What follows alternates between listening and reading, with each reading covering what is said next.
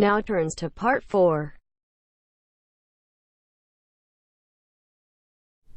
You will hear a talk given by Dr. Miranda James.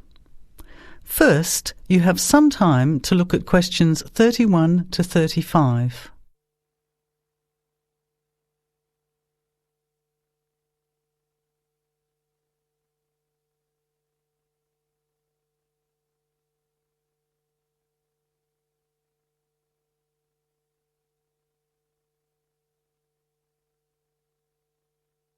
Now, listen carefully to the talk and answer questions 31 to 35. Good afternoon, everybody, and welcome to the first in a series of talks we have arranged for the Overseas Students Association this semester.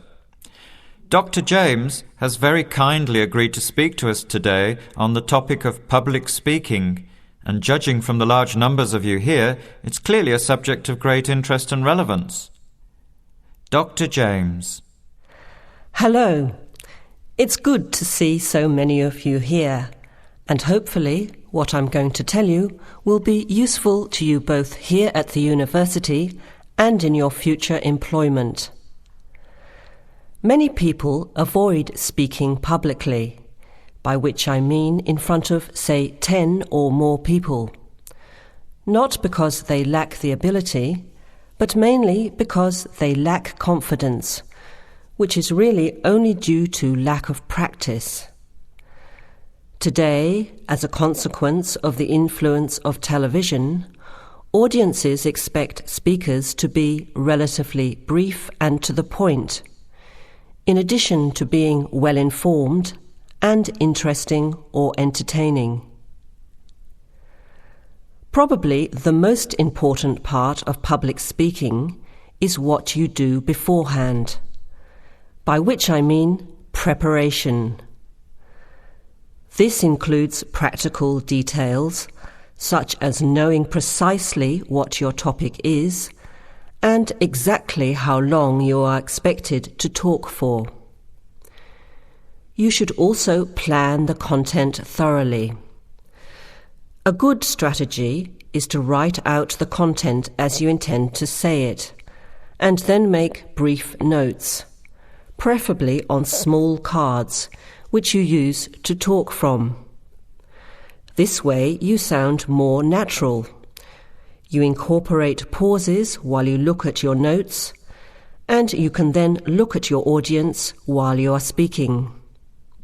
Never read your speech without looking at the audience.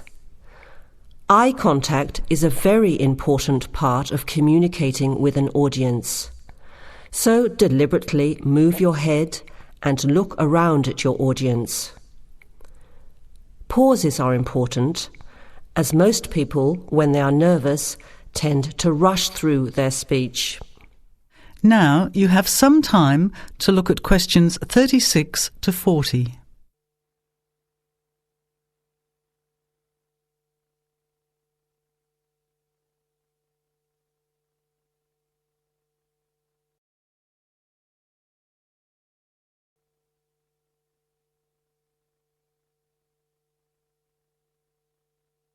Now listen and answer questions 36 to 40. Practice speaking slowly. This gives you more time to pronounce your words correctly. It's always easier for your audience to listen to someone whose speaking is clear and calmly paced, so that they can understand the ideas being explained. And the bigger the group, the more slowly you should speak. Remember to project your voice, speaking clearly to the person furthest away from you. It's a good idea to rehearse and record yourself. Pay attention to your intonation when you listen to yourself. It's even harder if you're speaking in a second language, I would imagine. But there's nothing worse than listening to a flat, monotonous voice. So try to vary your tone and rhythm. This will add meaning to your words. Lastly, pay attention to both your posture and your gestures. A confident person stands or sits in a small group with their head up, chin out, and shoulders back.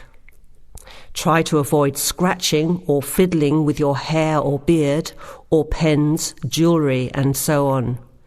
These movements can distract and irritate your audience, yet you may be unaware of them yourself. Another reason for rehearsing, preferably with feedback from a friend, or better still, on video. I hope these few tips will make your experience of speaking in public a little easier. Remember, practice makes perfect. That is the end of part 4. You now have half a minute to check your answers.